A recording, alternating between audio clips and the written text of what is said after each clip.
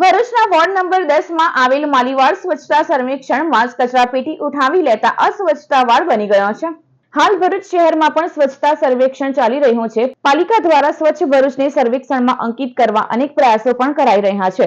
જો કે શહેરના વોર્ડ નંબર 10 માં આવેલા માલીવાડમાં સ્વચ્છતા સર્વેક્ષણ હેઠળ હટાવાયેલી કચરાપેટી જ ગંદકીનું સામ્રાજ્ય જામ્યું છે। વિસ્તારના 10 ફળિયાના 8 થી 10,000 લોકોને કચરો ઠલવાયા બાદ ઉપાડ નહીં થતા ગંદકી અને દુર્ગંધથી વિસ્તારોમાં રોગચાળો ફાટી નીકળવાનો ડર સતાવી રહ્યો છે।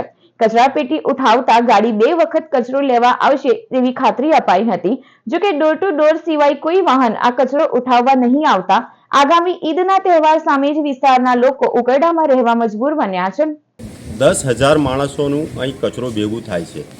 આટલા આખા આજુબાજુ લગભગ 8 થી 10 ફળિયાનું કચરો અહીં ભેગું થાય છે। એટલી ગંદકી છે કે અહીં ઊભા રહેવું હમણાં હાલની અંદર મુશ્કેલ છે। અમે કેવી રીતને અહીં ઊભા છે અમે જાણીએ છીએ। લોકો અહીં આજુબાજુમાં કેવી રીતને રહે છે એ લોકોને ખબર છે। લોકોના છોકરાઓ કન્ટિન્યુ બીમાર છે। અહીં સ્કૂલ ચાલે છે, સ્કૂલના છોકરાઓ અહીંયા હેરાન થાય છે। સ્કૂલની રિક્ષા અહીં ઊભા રહેવા મુશ્કેલ થઈ ગઈ છે। અહીં સ્કૂલના અમારા છોકરાઓ પણ બીમાર પડી ગયા છે। અમારા પ્રિન્સિપલ સાહેબ પણ અમને આવું કીધું છે કે ભાઈ આ કચરાનું કંઈ કરો। હવે અહીં આ ગાડી 2 વખત આવવાનું કીધું હતું। હવે સેનેટરી ઇન્સ્પેક્ટરથી મને જવાબ જોઈએ કે 2 વખત ગાડી કેમ આવતી નથી। એ લોકોને કંઈ પ્રોબ્લેમ હોય તો અમે આગળ ચીફ ઓફિસર સાહેબને કમ્પ્લેન કરીએ કે ભાઈ તમે સાહેબ એમને ગાડી કેમ નહીં આપતા। અહીં અમારે ગંદકી જુઓ સાહેબ, ઊભા રહેવા મુશ્કેલ છે।